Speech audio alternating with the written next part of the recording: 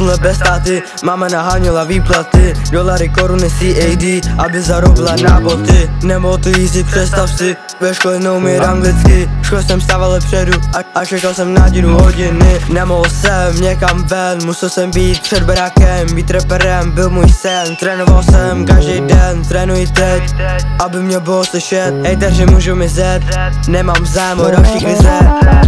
Sám sobě největší fan, beatu jsem našel si zen. Denim jak Eminem, poslouchám Eminem. Mám rap, co ji neumíte, vyrůstal jsem v Kanadě, neznám ty strašky, co posloucháte.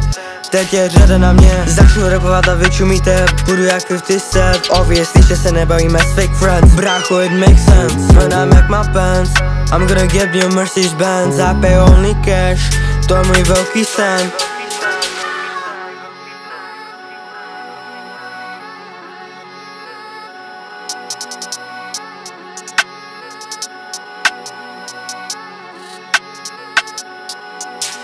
Všechno, co mám v sobě, je hrdost, trpělivost, sebevědomí. Kdo si to poslechne, ten si to uvědomí, že tohle nebyla sranda, ale srdce zlomený. Musel jsem to dostat ven ze svého vědomí.